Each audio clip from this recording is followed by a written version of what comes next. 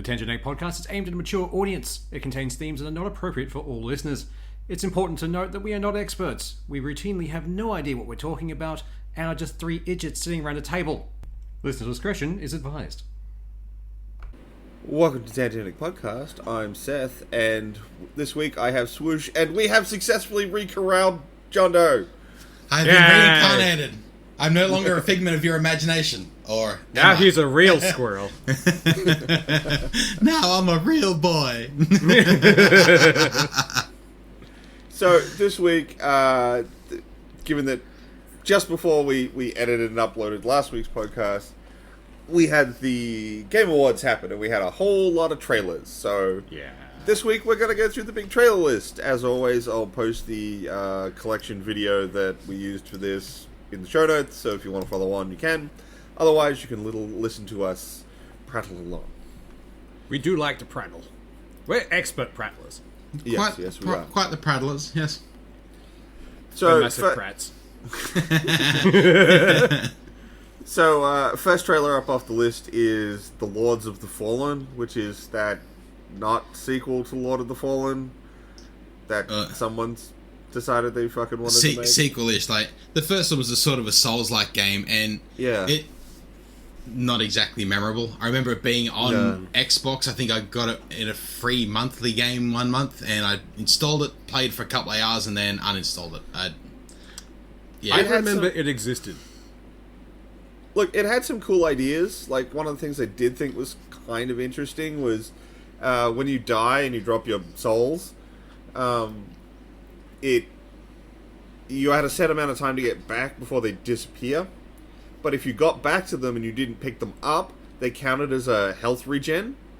So they would, of course, be next to something that killed you. So now you've got a health boon while you try and re-kill the thing that killed you. And if you can do it quickly, you don't lose many souls, or you can just run over and pick them up. That's pretty cool. That could be handy, or it could backfire, because if you died before you got to pick them up, you lost that and what you just picked up on the way back there. Yeah, but that's every Souls game. Yeah. I mean, I suck at Souls games, so I'll probably give that one a miss. Oh, yeah. Look, I might give it a look, because it does genuinely look kind of interesting. Like, their art style is much stronger this time around. And it's that kind of weird, eldritch, kind of wet vibe that I really dig, because, you know, I'm a big Geiger fan. So I'm pretty into what it's putting down, but I am hesitant because of that first game. It's like, is this going to feel like that, or is this different enough? We'll have to kind of wait and see.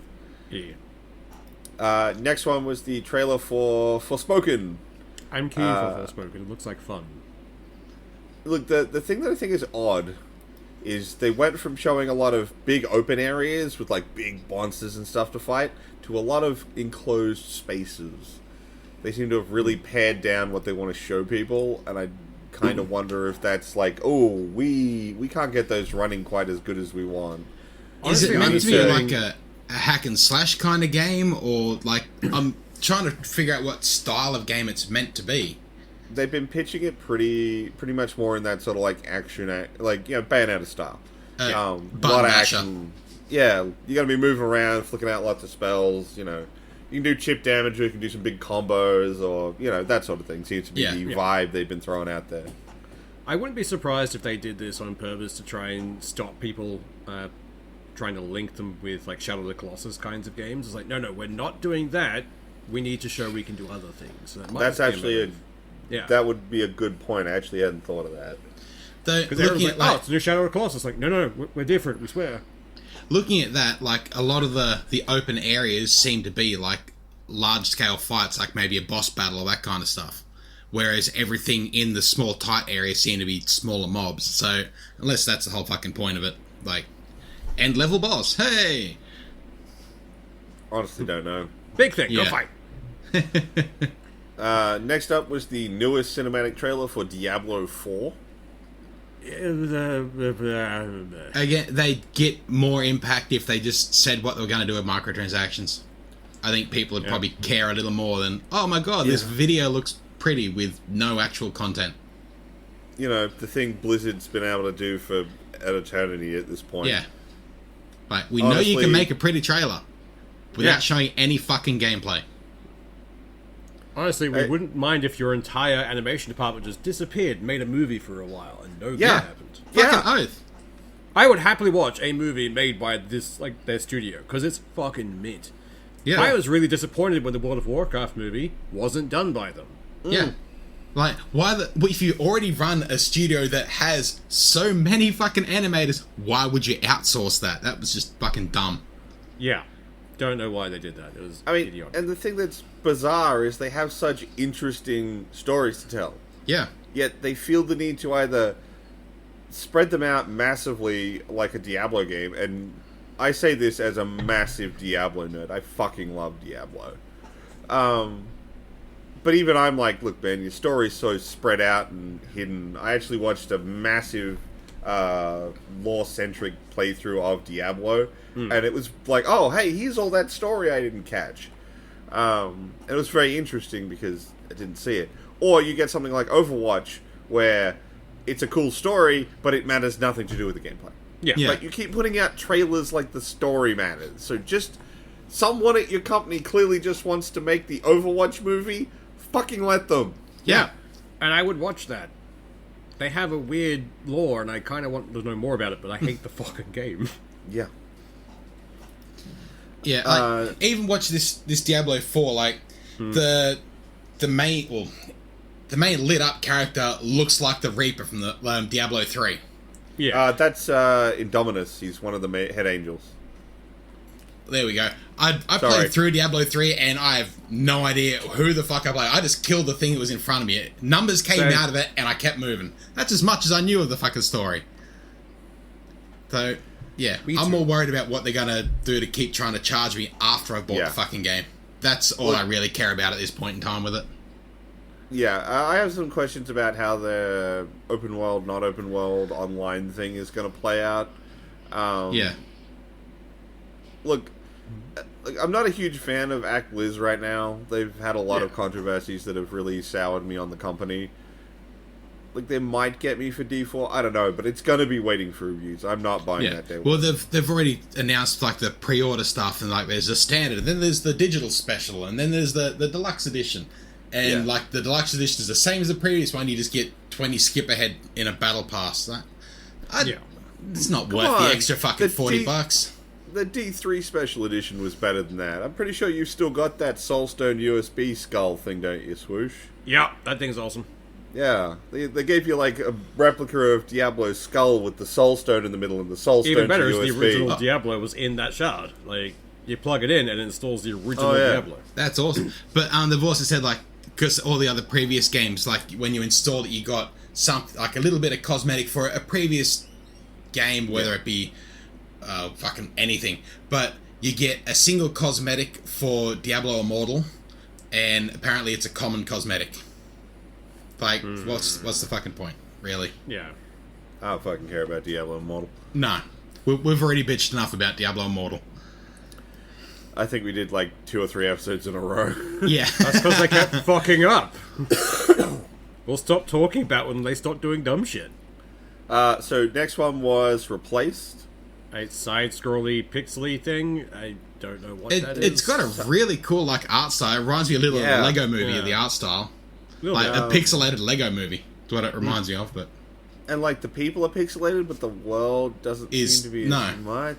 It's a 3D world, but, like, the people are sprites, or the creatures are sprites. It's like, this is very strange.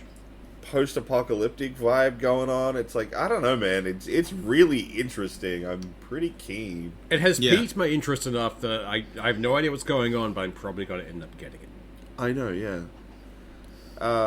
Next up was the expansion pack for Destiny Lightfall, which is one of the, I think it's something like second last expansion they're doing for Destiny 2. Yeah. Before they potentially move on to a Destiny 3. It actually, when I first seen this, I actually thought it was Ubisoft trying to relaunch that with all the fucking players that fucking failed. Hyper Squad, I want to say. They did a battle royale, and it was like they hyped it up for so long, and then it just died. It just disappeared, and they shut the whole thing down. I don't even remember it. Yeah, but that's what I thought this was when the trailer first started. It wasn't until it actually finished that it said Destiny. Is like, okay, it's a Destiny. Oh, 100%. With all the colorful lights and shit, it's like, okay, new game franchise. Okay, I'm interested. Oh, wait. It's just fucking Destiny. Okay. Yeah. So, I'm sorry, I'm not that hype on that game anymore. No, it's massive fucking burnout. When you've done the exact same thing for fucking they're in the 7th season of the same fucking thing with a slightly different story, but grind shit for the rest of it. Zero fucks given. Like, I mean, burnout is real. I got a pretty solid tolerance for burnout. My biggest problem was that the game took forever. Like, Destiny 1 took forever to get to what people would quote unquote call good. Yeah. And then they went into Diablo, and then they went into Destiny 2, and they're just like, okay, we're going to undo all of that work. Yeah. Okay, what was the fucking point then? No, but even Destiny 2, they go through the whole thing and it's like, alright, all that stuff you've done is now useless. Now we're doing a completely different thing and you can't even play the old content. It's gone. Alright, you want even dumber. Okay, so when they went over to the Witch Queen, they brought in a new subclass. Yeah. And they updated the old subclasses to have new abilities. If you don't buy the Witch Queen, your old subclasses become locked. Because you can't access the new ones because you don't have the new content. Oh, wow. It's locked behind an item that you can only get as part of the Witch Queen campaign. That's a dick move. So they didn't just take away content because they took away the Shattered Reef when they brought out the Witch Queen. They locked the previous classes. That is so fucking dumb. That's really dickish. Yeah. Yeah, it is. Yeah. It's fucking bullshit. Fucking oath. Next up was Behemoth. That looks like fun. Which, yeah, I'm pretty in. That looks really very cool. Shadow of the Colossus to me. There's one big problem with it, though. It's VR. Wait, really? Oh, really? Yeah, did you miss the bit at the end where it says it's for Oculus Quest and all that right on the last title card? PSVR 2. Fuck off. It looks fucking great. VR only. Like, PR was great for a gimmick. Like, 3D was great for a gimmick. But can it just stop, please? Either go full fucking body immersion or go away. Look, there are some games I think actually work. Like, I still play Hot Dogs, Horseshoes, and Hand Grenades. I still fucking love that game. I play Alex, but fuck me. Like, actually, I would highly recommend busting the VR kit out again and playing through Half-Life 2. Some guys put out a massive mod that even got endorsed enough by Valve to put up on the Steam page, and it's actually really, really good. Nice. I actually think the two games that aren't VR games that are the best are Half-Life 2 and Doom 3. Those are amazing games in VR. Fair enough. I pretty much only ever played Elite Dangerous and Alex on it. That was it. Fucking Squadrons with a fucking flight stick was amazing. Oh, yeah. I went out and bought a flight stick just for that. Yeah. But, like, flight stick plus VR headset, next level. That game was a stealth VR title. Yeah.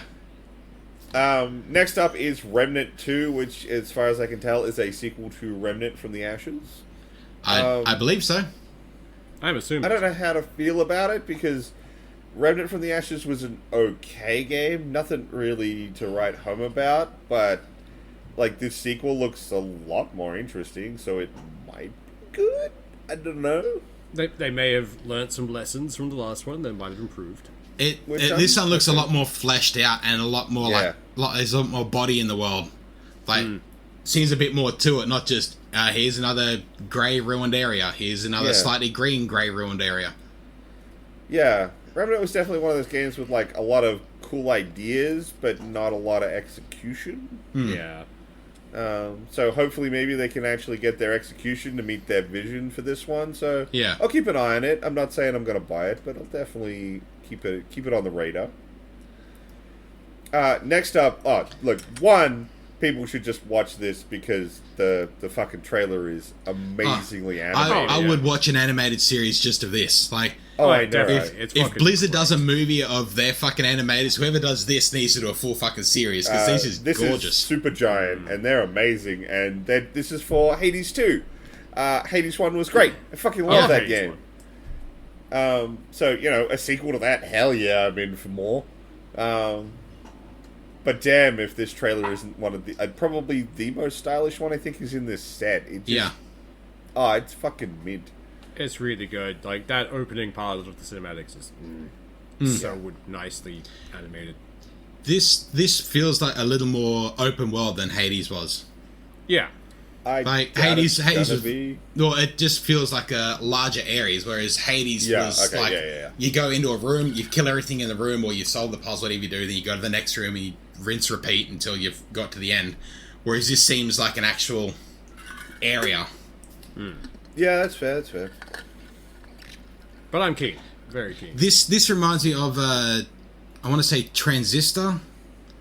Yeah, that's another game by Supergiant. Yeah, I can see it. Yeah, it reminds me very much of that, looking at it, yeah. I love Transistor, it's such a good game. Reason for that. Yeah. It helps when it's done by the same mob. Yeah. Yeah, it does. I mean, they've done some amazing stuff, so they keep just putting out bangers, so I'm not worried about it being good. Yet. Like, it's getting to that point of like, fuck, when are they going to do something stupid? I can knocking on wood there, bud. They haven't done it. I don't think it's going to be... I doubt it's going to be Hades 2. No. It looked... Yeah. It'll be when they get bought out by someone At the very least, I fucking hope it's not, because it looks good and I want to play it. 100%. Next up is what appears to be the launch trailer for Baldur's Gate 3. We might finally get it to 1.0. I legitimately thought this game had been cancelled. It's been so long since they put anything out for it. I mean, they've been slowly chugging away with the early access version, constantly putting out stuff. Yeah, and like even from like the beginning of the early access, they've had big sections of it blocked out, and this will not be available till launch. This will not be available till launch, or like they've slowly been adding content and classes and not really meaningful stuff for an early access. Normally, you get like another section of a world or a little bit more of a story or a bit more fleshing out of the characters and world. But this has pretty much been a 6-hour demo, is what it felt like. And they kept just giving you new ways to play that demo. Yeah. I've played through the same demo probably 4 or 5 times now, and I need more of it. I just want to fucking do the rest of the story. Look, the minute I realized they weren't going to give you much story and they had no intention of adding the story through the early access, I just went, not until release. Yeah, I kind of wrote that one off myself. And like, I'll get to it when it comes out. Then it never came out. Well, it is on August, so we'll finally get to have a look at that one. We will play only just over half a year to go. Yay! Yay! Get another 3 bloody early access updates between now and then. Probably. Next up is Street Fighter 6. I don't play fighting games anymore. I haven't played Street Fighter in a very long while. Some people love them. It still has a competition scene. Come on, Evo's still a thing. Yeah. So there's someone out there who's very happy about this, probably like squeeing in the corner. Unfortunately, that person just isn't in this. Yeah, just more power to you. It's just, I don't think it's any of us 3. Yeah. Look, I'll freely admit, like, when it shows up at Evo, I'll be a little bit excited because the Street Fighter fights at Evo are generally really good. But it's that thing where you watch professionals, like, really show off what a game can do, and then it's like, see, this is why people play fighting games. Yeah. I'm an idiot. I can't play like that.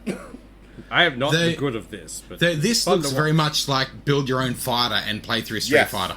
That is the big thing about the campaign in this one, is you essentially do a bit of a build a fighter. And they're using it as a lot more to help teach how to play the game. So you'll learn a lot more about how to do special attacks, footsies, all that kind of shit. Not just button bash and pray to get someone in a corner. Next after that was Wild Hearts, which kind of looks like Japan but Monster Hunter. Wasn't that already Monster Hunter? Yeah. This, to me, it feels more like a Chinese mythology. Just looking at it, the art style. It's more that it's leaning a lot more on like Asian mythology.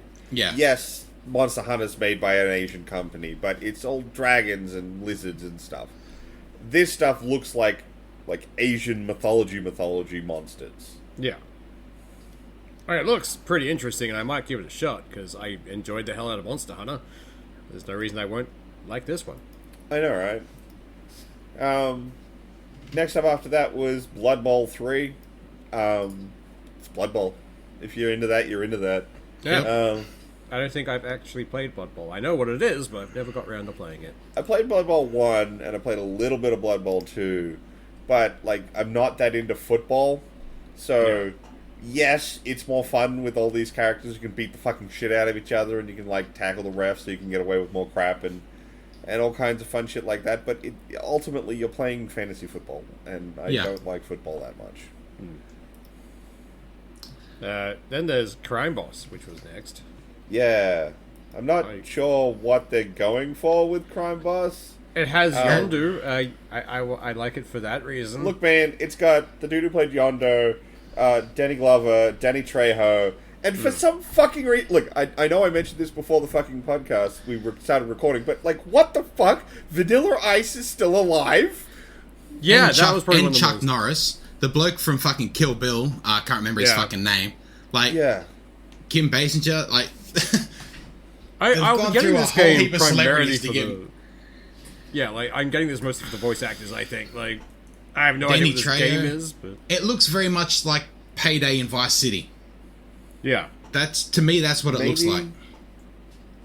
It's got a bit of a GTA type vibe as well. Yeah. Look, I honestly have no idea what the fuck I'm looking at. Yeah, it's basically just nothing but a cinematic trailer kind of thing, so we have no idea what this game is, but it has our attention. Look, they crammed enough, like, I hate saying it, but they crammed enough named actors into it that I'm like, okay, what do you got? They crammed enough named actors to either be enjoyable or fucking shit. That's pretty much the only two ways it'll go. Yeah. Because they probably dumped the entire budget into getting those names and faces. Oh, absolutely. 100%. Come on. None of those guys are, like, well, except maybe Vanilla Ice, because he hasn't done jack shit in ages. None of those other actors that we mentioned are cheap. No. So, they're definitely working, like, the star power's got to get us over the line. Oh, yeah. Like I said, I hate saying it because I hate the fact that I'm interested because of celebrities. Yeah. But I'm interested because of the celebrities. Next up was Judas. Space Bioshock. Yeah.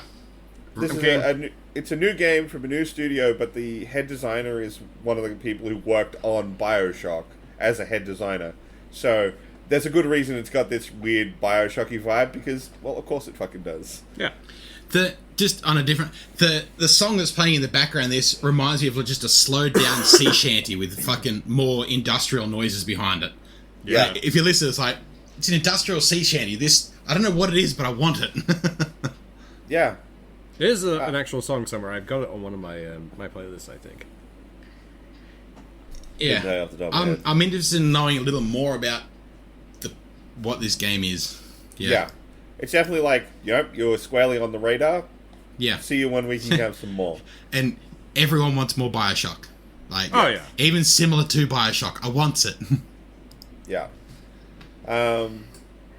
Next up was the Company Heroes 3. The Company Heroes 3. Console edition. It's for the PlayStation release, I think.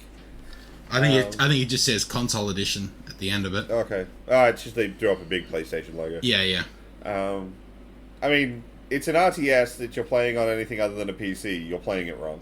Yeah. I'm sorry. Like, you've hamstrung yourself from the start. If you ever go from that and go to play on PC, you're probably better off not have ever played it before. Yeah. Yeah. Sorry, fucking console people. Yeah. RTSs are just better on PC. Absolutely. Fucking Viewfinder, it looks like it's going to break my head. Yeah. I know, it does say coming to PlayStation in 2023 for Company Heroes. Sorry. Yeah, I thought it was. Yeah. But yeah, Viewfinder it's going to hurt. It's going to hurt It's me. a lot of, like, perspective-based puzzling, and that actually, stuff is great fun, but... I need to check Viewfinder. Because this looks like a Jonathan Blow game. Wasn't there another game that was very similar to this a while ago? Where, like picking up and adjusting items in the world for scale and to size to solve puzzles and shit. Superliminal. That one, yeah. I knew it existed, just I knew the name of it. Okay, I can't see anything that says it is, but it's got this. It feels like a Jonathan Blow game, but it looks interesting. I just know it's going to make my brain hurt. I know that for a fact. My brain will hurt to play this fucking game. Confusingly obvious answers. Yeah. Next after that is Meet Your Maker. I don't know how I feel about this game because it's got a heavy emphasis on this idea that you will build like this elaborate dungeon, and then people have to try and invade it. Yeah, this looks like it's made for Minecraft streamers. Like, build your own thing, and now you try and go through it. Like, made for fucking streamers to challenge their fucking viewers. Yeah, more or less. Look, I don't know, because any game that heavily relies on the player base to make it good has a shelf life. Oh, yeah, Either definitely. it strikes enough of a chord to keep a player base around for a good while, or it quickly turns just into the hardcores, and there is no middle ground for you to get better at this game. Like Mario Maker. Like, if you're not hardcore on Mario, good fucking luck to you. Yeah, everything's a Kaizo hack now. Yeah. So I feel like that's what's going to happen to this game. It'll have an interesting start, and it'll just bleed off to only the guys who are real hardcore about it. Pretty much. Which you can't really maintain a franchise on that size player base. Like, you need at least some generalist players or some noobs that stick around to become anything else. But yeah. Next up is After Us, which I'm not sure how to feel. It looks like it might be a pretty chill game, but with some weird little bit of like running away. Look, the girl seems to just walk around and make flowers appear. Yeah. And has powers to turn industrial areas into forest. It gives me like Journey vibes. It does. I'm here for that, so yeah, I'm pretty into those stuff. So I'm pretty keen to sit down and check it out at some point. But I have literally no idea what this is other than a nature platformer. Like, the silhouette and even the running of the character is very Journey. Like, yeah, the movement, it's everything the jump is like, that got me. Yeah, like the floaty jump that she has. Floaty jump dash. Yeah. Particularly the bit where she does the rail grind on the cables. Yeah, that just looks like when you're skating through the sand. Like, I'm going to watch it. I play this game. It's gonna be fun. Yeah. Next up after that is Star Wars Survive, which Jedi Survive, which, you know, sequel to Fallen Order. Fuck yeah, I'm totally in for that. That gives me a reason to play Fallen Order again. Yeah. Which I just, like, literally, when we sat down to start recording, I got a little bug from Game Pass being like, hey, would you like to play Fallen Order again? Yes, I would. But look, I'm super in. Like, the first one was really fun. Bring on a second one. And I like the idea that you've got... It looks like we're going to get a fourth Saber style. Yeah. And I'm all about it because it appears to be a Claymore. Yeah, that's going to be fun. And they've even upgraded Archie a little bit. A little bit, yeah. Like, he actually looks a little older, like he's actually lived in the world, not just, here's a new character with the, like, some of these sequels they throw out a game, it's like, this character looks nothing like the previous game where I'm meant to be playing the same. He actually looks like he's lived in the world and had been through some shit since. He looks like he's actually been on the run. Yeah. Although, weirdly, like, a lot of people are really shitty about the grizzled look. Why? I don't know why. I think it works. I was genuinely surprised in the first game when they made a ginger Jedi. I thought they'd all be Sith. Yeah. I was waiting for that turn. Although that game had some fucking magical points. Like the first time that Vader turns up. Oh. Every time Vader showed up in that game. Yeah. But, like, just... Yeah, no, I'm keen for this sequel. Like, it's gonna be good. Next up is the DLC trailer for Horizon Forbidden West. I enjoyed Horizon, but I don't know if I care enough to really get the DLC at the moment. I want to care, but until it comes to PC, I can't. Yeah, that's... If they just, at the, like, arse end of this said, right, the DLC for the game. Also, PC release.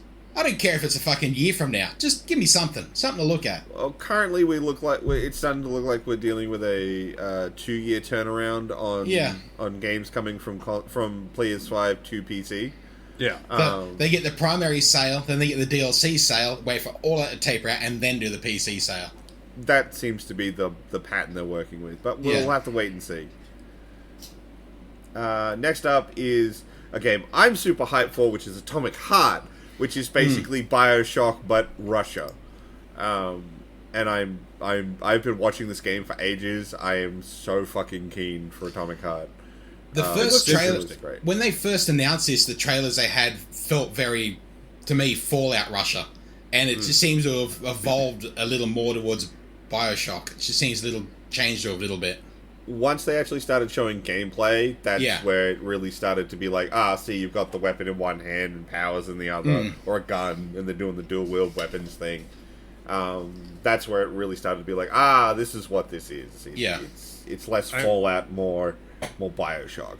Which, again, we all love our BioShock, so kind of okay with that. That being said, if they're kind of blending the two, I don't got a problem with that. No. But yeah, no, that looks like fun. Next up is... This is the dumbest thing, because this is a trailer for the hide-and-seek mode for Among Us, which is a fan thing. Yeah. This is an official by the developer make of the game mode, but the fans came up with this, and they modded it in, and they've been playing it for ages. It's already out, essentially. Yeah. And then, of course, the actual developer's going, we can steal that. But Yeah. guys, come on. Pretty much. I tried to play Among Us. I don't know if I'm just bad at it, but yeah. I just don't like social deduction games. Yeah, fucking oath. I got to the point where it's like, everyone in this team is a dickhead. Like, if I'm not killing you, I'm sick of playing. Yeah. You really need to have, like, a group of people to play them, I think. Like, The only times I've seen anyone have fun with Among Us is when they get a full squad of their own buddies, and that's it. When you can actually, like, have a chat with your mates and talk shit and, like, actually have a fucking a bit of banter, not just, I don't actually know who you are, so I don't know where the boundary is that I can step up to or cross. So pretty much. I didn't kill you. Please don't vote for me. Yeah. Like, if we got enough people, I might give it a shot, but that's it, though. Next up is the trailer for Dune Awakening, which is like, hey, that's cool, except it's an MMO and I don't care. Yeah. I'm sorry, I look, man, I understand I'm not actually that old, but I am, as far as this is concerned, I am an old crotchety man, and I don't care about MMOs anymore. No. If this was a single-player campaign, like an old-style Mass Effect game, or like something that I actually go through and can give a fuck about the world and actually do something in it, not just, I'm here with, by the time it releases, probably 20,000 other people, and zero fucks given. I have no impact on the world. Don't care. Yeah. If I wanted to live in a world where I had zero impact, I'd walk around a normal life. Yeah. Look, I play games for escapism, damn it. Yeah. There's only one game franchise that's an MMO that if they put out a new one right tomorrow, I would bother playing, would be another Guild Wars. Yeah. Yeah. Fair. Guild Wars 2 is so good. I know. But like, if they decided they wanted to do another mainline numbered Guild Wars game, I would be okay to buy that. Not long ago, they dropped another large DLC for that, and it's they did. Pretty fucking good. I dumped another lump of time into that. I do want to go back and play Guild Wars again. It's been so long, and I've forgotten basically everything. Look, man, their fucking buy once, play forever model is like, cool, that fits into my life as far as an MMO is concerned. That was the sole reason I bought the first game. It's an MMO that I don't have to keep paying for. I'll give it a go, and then I enjoyed it. It's like, holy shit.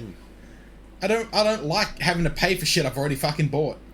And you don't feel like you've got to play every weekend to make that subscription worth it. Exactly. It's just like, pretty much. I You haven't pick played it up this in again 3 6 months from now, or uninstall it and reinstall it 3 years later. Yeah.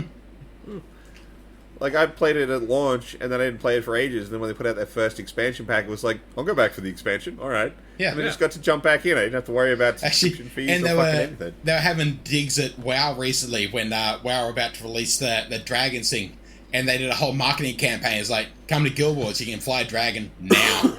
Anywhere. You can do what you fucking want with it.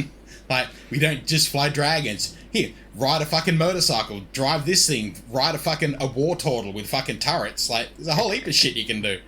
Yeah. And, it was just quite funny, like a month before the latest WoW update. Next trailer up is just the trailer for the newest shit for Genshin Impact. Yeah. It's a very pretty game, but I've never actually played it. I have. It's actually pretty fun.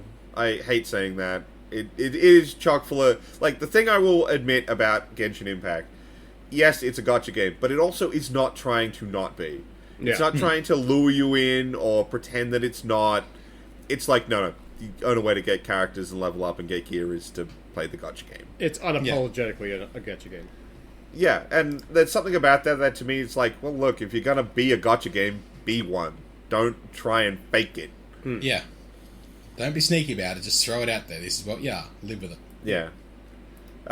Next trailer up is Tekken 8. God, I can't talk today. Much the same 8. as Street Fighter. Yeah, pretty much. Cool. The people who like Tekken, have fun with it. Enjoy the new Tekken. I'll only care at EVO. Yeah, we'll watch you beat each other up in the background. You're fine. It looks pretty and cool. Good luck to you. Yeah, pretty much. Next up was Wayfinder. I'm not sure what this is. My biggest interest in it is that it's being put out by DE, which is Digital Extremes, who make Warframe, a game I really like. So it's like, ooh, what is this? What are you publishing, DE? It looks interesting, but I don't know what to make of it. Is it like a Diablo clone, or is it a squad-based That's game? what I was... It looks like Is it almost a third-person or squad-based hack and top-down? slash. Yeah. I mean, if it's a squad-based hack and slash, I'm interested. Well, just looking at it, it looks like a third-person view hack and slash style of game, just with the abilities they use and how they're moving around on the screen. Yeah. Because it'd be hard to do that from straight top-down. Yeah. And, yeah, just you're a three-man squad. It just seems to make sense to me, if it's a third-person hack and slash. Yeah. Alright, if that's what it is, then I'd be keen. We'll have to keep an eye on it and see what comes out of that. Yep. Next up is Post-Trauma. When I first saw this, I thought it was Silent Hill. Yeah. It does give off that vibe. Silent Hill, early Resident Evil, somewhere there. Yeah, a lot of that fixed camera angle, real spoopy shit's going on. Yeah, or even just like a misaligned camera angle, so you're meant to feel a little, this is odd. Yeah. So I'm actually pretty keen, but I really like horror games, so yeah, I think I'll probably end up giving this a look and definitely keep an eye on it. Next up after that is the Ghostbusters Rise of the Ghost Lord. It's a VR game, I don't care. I just don't care. A cringy fucking trailer where they're in a room by themselves without a fucking headset talking to each other. I swear. And announcing what they're doing. God fucking damn. Just play the fucking game. I'd want to be able to play this if I'm sitting on the fucking lounge and don't have to fucking move. Yeah. Like, don't show how to make the sausage when it comes to VR things. Don't show behind the curtain. We don't want to deal with that, for fuck's sake. The closest I live in my house. I don't want to look like an idiot. I know I already do. Just don't show me. The closest you can do is have people put on the VR headset to signify that this is in fact a VR game. Yeah. And then never show them again.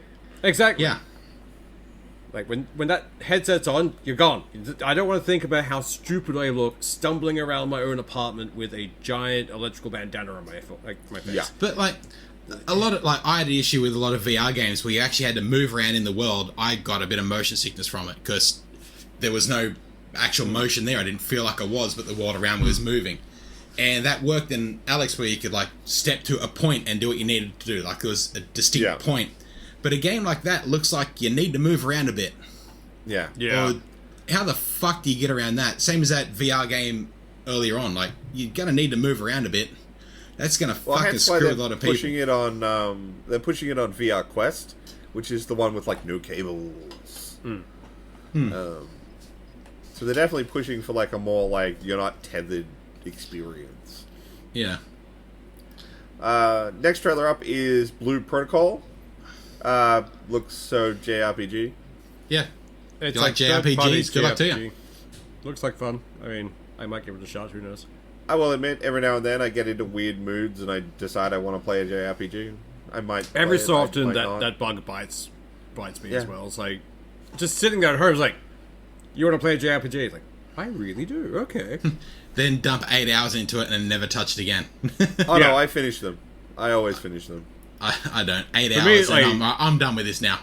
For me, I get to a point with Dragon Quest. It's like, I'm gonna run around and do things, and then it's like, why? Why would you pull me in this way? Why would you make me feel things, you bastards? I think it's more just because, like, I chew through games like they're nothing.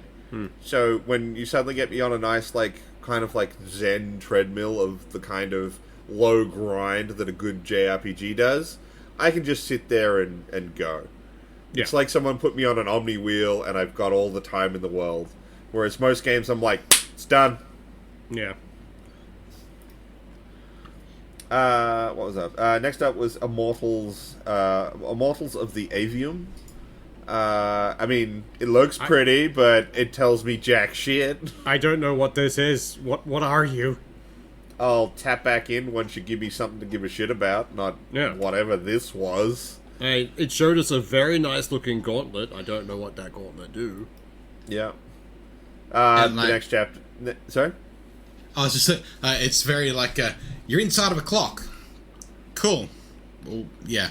I'm trying to figure out what the fuck this game is. Yeah, you got a nice gauntlet and it has something to do with the magic. I don't fucking know. But it's not enough. It's not enough to tell me anything, even if I want or don't want it. Next trailer up is for Fortnite Chapter 4. We don't care. I don't think any of us have actually played Fortnite. No. I fired it up a little bit to give it a go. I played Fortnite before it was a Battle Royale. Yeah. I played the actual story and the actual campaign of Fortnite, and I enjoyed it. I had fun with that. And then, yeah, it became what it is, and I lost all interest. Yeah. And then the Child Nation attacked. Oh, look, my biggest problem is the fact that they're getting all of these big-name characters and stuff in Fortnite. It's just it hurts me, because, like, the newest one's the Doom guy, and shock horror, I own the collector's edition with the Doom guy helmet. I'm a big fan of Doom. So seeing the fucking Doom guy fucking showing up in Fortnite, it's just like, a bit of my soul hurts. Yeah. Apparently in Fortnite, there's a Mr. Beast thing coming up where everyone's got 3 hours, or has 3 hours with a chance to win $1 million. If you play for 3 hours in a certain time period and complete a certain challenge, you can win money and shit. Apparently. Still not gonna play, so... Yeah. I don't have enough fucks to give for it, but yeah. Pretty much. Next up is that Horizon VR game. See, this is the second Horizon trailer. This is where they could have gone. Also, PC edition. Hey! I'm just fucking hopeful. The VR game is actually the one I would have thought if they were gonna do a dual release, they would have, because the VR setup is much stronger on PC. You've got options, multiple headsets, people own a lot of them these days, because they're getting pretty cheap to pick up secondhand. I mean, they're still like $400-500, but that's actually much more in the realm of buyable than they used to be. Yeah. So, it's a great market, and playing this would have been good, but, no, it's just for PlayStation VR. Yeah. After that is Scars Above. I have no idea what this is actually going to be, but it gave me a lot of Returnal vibes when I first saw it. I'm kind of keen. It looks like fun. Like, watching it, there's no... Like, the character picks up a gun, but there doesn't seem to be a lot of shooting action. Like, they use the gun to solve a couple of puzzles, but it doesn't look like a combat game, more of a environmental puzzle game. Yeah. Yeah. But I don't know is my point. It's just like... No, exactly. I'm only going, oh no, there are a few enemies in it, but yeah, I don't know. Look, it looks interesting. I will probably keep an eye on it, but like, I don't know. I don't know what it is. So, and speaking of I don't know what it is, Transformers Reactivated is the next one, and yeah, what the fuck even is this? I'm assuming it's going to be a 4-man team thing. An asymmetric multiplayer game. Yeah. Because they're still all the rage, weirdly. Though, even if you had, like, 4 humans and an Autobot and the other team was 4 humans and a Decepticon, like, that'd be interesting, but then why would you want to play a human when you can play a Transformer? Like, you'd be better off just fucking... Yeah. The queue, they'd have the same queuing problems they have with other versions like that, where it's like, oh, no one wants to play as the fucking normie people. We're going to have to force them to be the normie people. And for all we know, looking at it, it could end up being a fucking mobile game. Yeah, pretty much. Okay, so while it's only... Like, we don't know anything about the fucking game yet, but we do know that it is an online multiplayer game. Yeah. There goes all interest. Yeah. Pretty much. Right, why can't they just do a new set of like War for Cybertron, that series? Like just Yeah. something new. Great series. Those are Just fantastic. An actual enjoyable story with like you feel like Give there's us a something in the story world to game, kick ass. Yeah, anything for like the story for the actual Transformers stuff would be amazing. Can you imagine a Steam Heart game would be fun? Because that comic was pretty damn good. I think I ever read Yeah. that one. It's Transformers in the Steam Age, and it's fucking awesome. I kind of gathered that. Next up was the trailer for the next-gen update for Witcher 3. Meh. Yay. I've already played through The Witcher. I don't have any interest in going back, just pretty. No extra content. Actually, no, there is extra content. There's a few new missions and some updated stuff in there, but not enough to warrant like. There's not enough Buying it new again. stuff in it to warrant a DLC. That's why it's Yeah. all free content. It's just minor fixes and shit that should have been fixed a while ago. And apparently, it's broken like all of the major mods. They've cherry picked all the pretty mods and added them into it. But that's changed enough of the game that no other mods work for it at the moment. So everyone's got to go back and recompile all the other useful mods. Like the auto loot and skip Gwent. I'm sure Yeah. people love Gwent, but it drives me up the wall. No, Cannot I stand despise Gwen. Yeah. Next up is Nightingale. This is a game that looks really, really cool, and I really, really love the art style for, but I probably will hate. I mean, that one, I think it's going to end up being a multiplayer thing, because it is a base buildy game survival thing, which, if I'm left alone, I will build an amazing base. All I need is people to go out and get me shit, so we might be good for streaming this one. So it's like just me in the background building random shit. Me going off on an adventure for an hour and a half, then coming back and being like, oh, goddamn. Why is there a new tower? That hill needed a tower. And me watching because my internet's too shit to stream. Yay! Next up was the trailer for Final Fantasy 16. Hallway Simulator 16. I like it. This is the Final Fantasy where black people aren't allowed. Yeah. Oh, that's right. I forgot about that. What the fuck? Yeah. Because it's Europe. That don't exist. No. They need to be accurate to the time period, and there were no black people, so we're not putting any black people in it. It must be accurate to the time period. There's a chocobo. Yeah. We're only allowed to have chocobos. And all the But magic But and all if the you other look, things. it's a white chocobo. Look, as far as Final Fantasy games go, it looks so Final Fantasy. Yeah. Next up is the second trailer for Lords of the Fallen for some reason. I think that might just be it's a mini trailer from something else, so they just sort of slotted it into this compilation yeah. again. We'll tack it in here. They paid extra. But the real next trailer is Armor Core. Yes! Kind of keen for giant mech death. Armor Core 6, Fires of the Rubicon. I fucking love fucking Armor Core. They're such fucking good games. And I normally don't like the Japanese mecha robot games. I'm a very mech warrior guy. I like my robots to feel chunky. Yeah. But Armor Core hits that butter zone perfectly. I love Armored Core. So I'm pretty hyped for that one. I'll definitely give that a shot and see how it goes. Yep. Next up was Death Stranding 2. The only thing Okay. I will say for this trailer is just to any game developer anywhere, stop putting babies into the cinematics. They always look creepy. You can't make them cute. Sort of Please the point. stop. But it's just Yeah. too close to Uncanny Valley. Like it was when they first announced the first Death Stranding, everyone was like, "What the fuck is this game?" Yeah. And like what the fuck is this game? Like parts of this look Yeah. like it's set on another world in the fucking sci-fi universe, and yeah, who knows? It don't could be know. another. It could be another walking simulator. It could be fucking Metal Gear Misty. Who the fuck knows?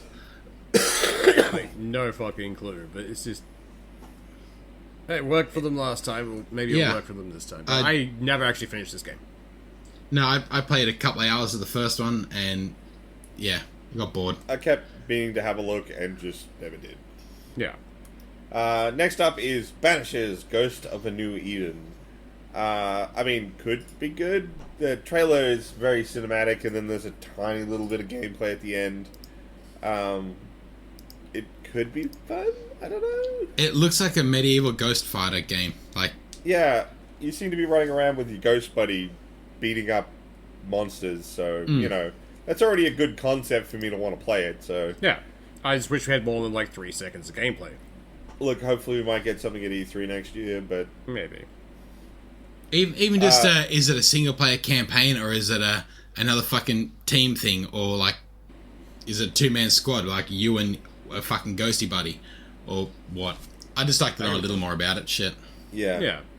Look, it's the kind of thing where it's like piqued my interest enough that if I hear its name at another showing or something, I'll be like, oh hey, what do you got? Next up is Call of Duty is getting a raid. I don't care. Yay! I don't play Call of Duty. Why not just make a slightly harder campaign mission? Like, add a campaign 'cause fuck DLC. you.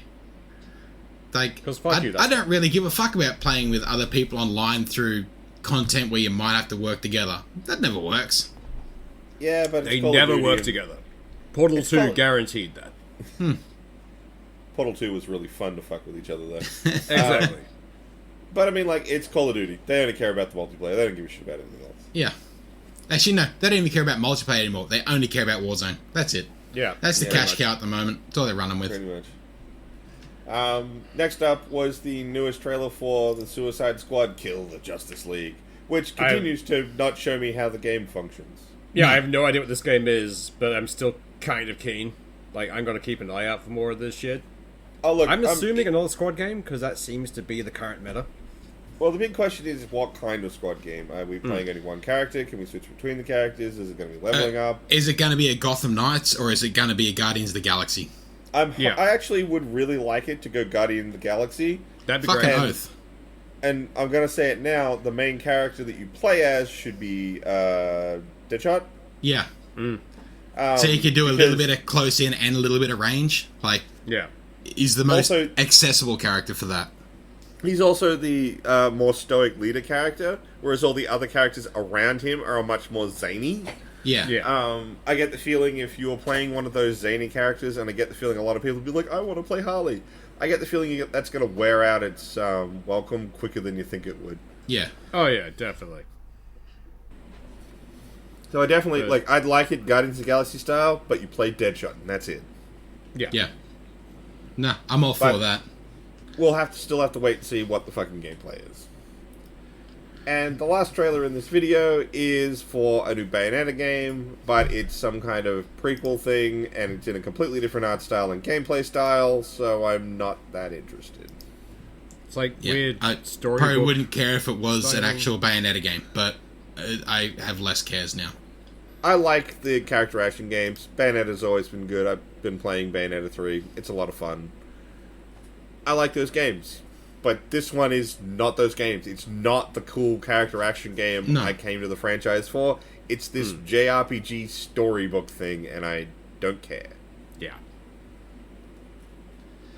Yeah. And that's it. That's all the trailers. Well, following that, we have a concert with Game Awards flute guy. If anyone goes through and watches that, because he's pretty fucking funny. He gets right into it on the flute. These Yeah, like it is. the video we have has like all these key points in the video, which is great, so you can skip through them. But when I saw concert, like that's a weird name for a game. And then like it started up, I didn't realize it was actually just An concert. actual orchestra. Yeah, until like good 4 seconds in, I'm like, this is But- weird but gameplay. there's a Oh shit, trailer- this is real. Yeah, there's a trailer in the background. Oh, what game is... Oh, it's all the games. Oh, okay. And then Yeah. flute guy. Fucking going ham. Yeah. Now we just need to see Flute Guy do a collab with Left Shark. Yes. Done. But there was another thing we're doing this week. Another thing Yes. to talk about. We read a book. Well, We did? We listened to read a book. Yes. The book was Columbus Day absorbed. by Craig Allenson. Yes. Which Um, feels... It different types of book depending how far through you get. Yeah. yeah. The first third of that book is just all America go save the world, march forward with the army and stuff. Which was fun. The first part of that book, they could have turned into its own series of like a survival thing during an alien invasion. And I thought that could have been pretty fucking cool. And then it jumps, like, it goes from that into a second stage where it's a little more like, there's the enemy, fucking shoot the bad guy. And then the third stage, which, it all fucking starts to go a little all over the shop. Strange. It's essentially the essential of the human race in one book. It's like, Yeah. it felt like I'm going to rush through the backstory of a game and just force you to get into it. But I did enjoy it. It was good fun. The last third is where it really picked up for me, when they bring in the Skippy character. Because the main character was great and all, but it's just him talking to himself the entire way. But then they bring in Skippy, who has his level of banter back. It's like, yes, I like this. You guys talk really well. Yeah. And that kept me going. So it was less of a diary and a this is what's happening thing to an actual adventure. The immortal AI beer can. Yeah. And the fact it has a sense of humor is fucking great. Yeah, very much so, and just likes fucking with people. Yeah. And I've, as I normally do with these series, I listen to the first one and get hooked and binge listen to a lot of them. And it gets, like, it ramps up and up and up and up and up. And, yeah, there's a few points where it feels like it might not jump a shark, but it jumps a guppy. And then, but I think there's 16 books in the series, and the 16th is an actual end to it. It's nice. Done. I think it's yet to come out, but it's an official over. Honestly, it felt like when I was reading through it, after I'd finished it all, could look back at it, the whole thing of... It felt like the first 2/3 were them leading up to getting the plot. Yeah. Like, it was all set up, and then the plot kicks in. It's like, oh shit, this is fun. I like this. Yeah. And then the lead up to like they're here to help us, but they're really treating us like shit. And then to a point, it's like, are we the bad guys? Like, where are we at here? And the reevaluation, and then trying to not only like realize, oh fuck, we're here with the people we were enemies with, and maybe they shouldn't have been our enemies, and now we've got to try and work with those people against the people we were just fucking allies with. And I just found the dynamic of that, of having to try and change sides in the middle of a fucking war, interesting. Especially in a war where their supply lines are controlled by these people they have to break from. I think the big problem with that is until you get to Skippy joining the squad, they don't have enough perspective to understand that. Yeah, no, it's very much can't see the forest for the trees. Like, they can see the edge of it, but that's all they can see. They can't see any depth. So they told a story, and that's it. Yeah, and like, they understand why, like, you know, the Ruha show up and they start blowing up facilities in Australia, and then the other guys show up and kick them out. And of course, the humanity's like, we're getting attacked. Of course, these guys must be our allies. It makes sense. They helped us. They stopped it. They stopped it, and then you hear why they attacked. And it's like, it's still shitty, but but like, it still feels very suspect. It's that kind of thing, and they do lean on it a bit in the book, with this whole kind of like vibe of like, we don't know who we can really trust, and they start to kind of question it a bit, but it's just so empty until Skippy shows up and can be like, oh yeah, okay, so this is how this all works. Like, you just dumb monkeys don't get it. It's very generic, shoot 'em a guy, until that point, and then it's like, oh, okay, now there's an actual bit of world perspective, and I can actually see the events that are happening and how they're going to play out. Yeah. And once you've got that, you've actually got the meat to chew on, and you're like, now I'm getting into this. And so going into it, like, Skippy pulls a few tricks, but he says in it, like, this is only going to work this time because they don't know that this could happen, or like, and as you go further into it, it's not just Skippy's a win button. Like, there's some situations where they do fucking end up in the shit, and it's an all-powerful AI who can't help in every situation. They need a dumb monkey brain to figure out what can't be done and then do it. I mean, there's lots of times where Skippy's like, look, man, I'm not a military guy. I can't think of things like a military guy. Yeah. I need you to do the military thinking, and I'll do all the other stuff. Yeah. And My favorite one is the one they keep bringing up in the thing as a bit of a dig at Skippy when he forgets that they need spacesuits. Yeah. Because to an AI at that level, it's like, it's meaningless. You just go over to the other ship. Yeah. Oh, wait. You're monkey people and you need spacesuits. Yeah, I kind of forgot about that. You need air. You need life-saving stuff. And that happens a few times where he completely forgets that, oh shit, you're actual living beings, whereas I'm a AI who doesn't really care. And it's just an interesting play on it all. I did like the point where they realized that they were working for essentially space Nazis. Yeah. Like, it's the award ceremony up on, like, the ship for the lizard guys. And one of them's like, you have to look after the humans. It's like, fuck everything. So he just gets drunk and tells them straight out, you are slaves, you belong to us, we are better than you, you are inferior. And these two, like, high-ranking, like, colonels just sitting there like, neat. Yeah. That's fun to know. That's when they start getting, was it the fortune cookie, they call it? Fortune cookies from Earth, where in their supplies, people are hiding messages saying they're killing people, they're doing this, they're just destroying everything and ripping the planet apart. So it's like, yeah, no, I like this. This is interesting. But at the same time, the later books, it becomes very much juggling spinning plates. Like he's trying to keep a lot of things moving while trying to keep things away from other things, and it's just interesting where it goes to. It's actually not a bad series. If you enjoyed this, it's not our lit RPG that we've been listening to a lot lately, but it's actually quite an enjoyable series. It was actually really hard for me to start reading this book because I've been reading, I've still been catching up and finishing up He Who Fights with Monsters. The 8th book of that dropped yesterday. Oh, nice. Yeah. I'm up to book 7. I'm listening to that now.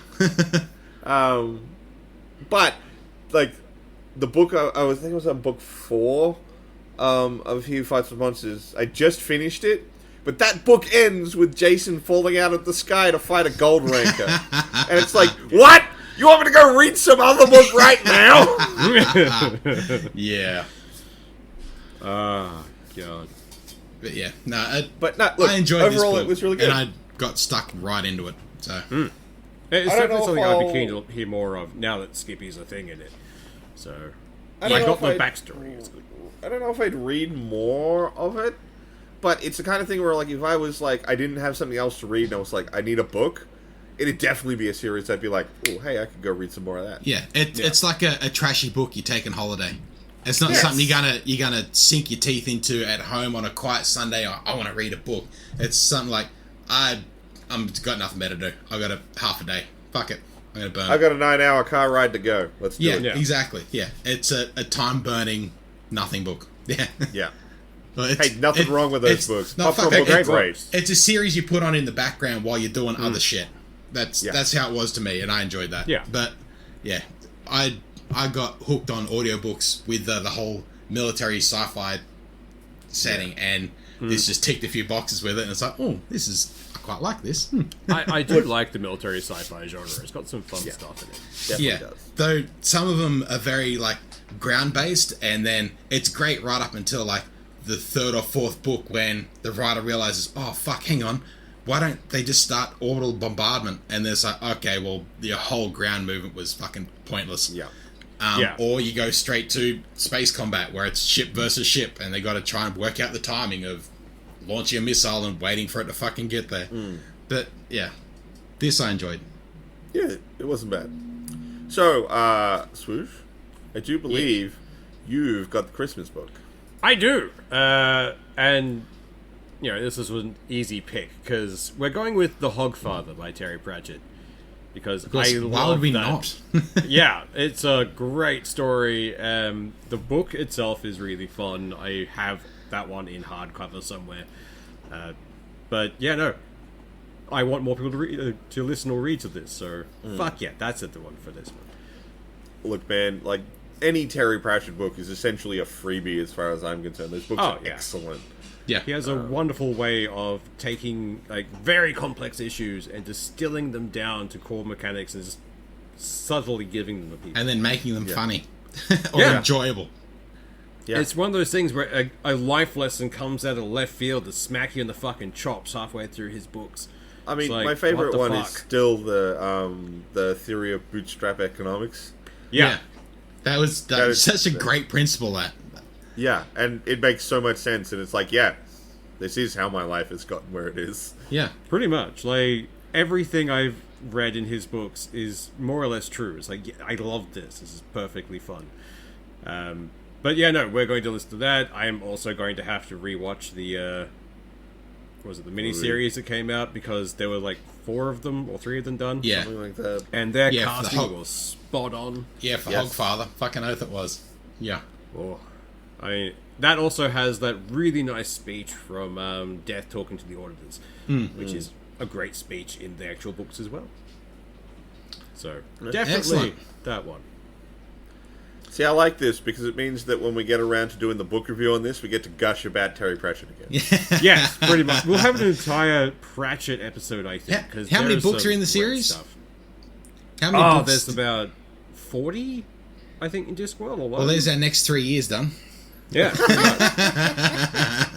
I mean, like, some of the stuff, because they're all separated into different branches, essentially. There's the witches, there's the guards. The wizards ones is always just Rincewind running around, panicked. I don't know what it is, but I really connected with the Guards series. Like, Yeah. I just absolutely love Vines and the whole everything Vine's about the them. character. Yeah, So the, great. the witches I enjoyed, but I don't know what it is. I just really vibe with Vines and his whole crew. I loved it. Yeah. I See, really enjoyed anything I, with I the pretty much Gore just book. cherry picked those out and then went back to the others. That's Yeah. fair. I mean, They're like, great. the first Terry Pratchett thing I ever got to experience was the animated Soul Music TV show. Ah, I love that one. That is the first thing I ever consumed that was Terry Pratchett, and yeah, that one's kind of lodged in my brain. It's like just like Well, it's there, mu- and I will never forget Music it. with Roxin came out in one of our D&D games. Yes, it did. Because like one of the characters went running off and found a drow, basically a jazz club, and found Music with Roxin. It's like, yes, I love this. That's what we're calling it now. But yeah, like quite honestly, if you've never heard the opening tune to the animated Discworld series, it is so Discworld, it's not funny. It's great. It's amazing. Yeah, I'm looking forward to rereading a Terry Pratchett novel. This is going to be great. yeah, fucking oath. Yeah. A welcome change from everything we've all the lit RPGs and then the sci-fi and fucking everything we've been through for it for Oh. Catch 22 or like far out. Yeah. See, what we do we've had is some we- ups and downs. Some Oh yeah, we do the Terry Pratchett and then jump straight to Hitchhiker's Guide, just because they both had really good, like, and very similar writing styles. It was Yeah. really interesting. But see how we go. So, that's what we're doing. I'll update the pages as required for that one. Excellent. Well, we're out past now, so I think we're good for this week. yeah, it was a fun chat. Very much so. So, y'all have a good one. Bye. See ya.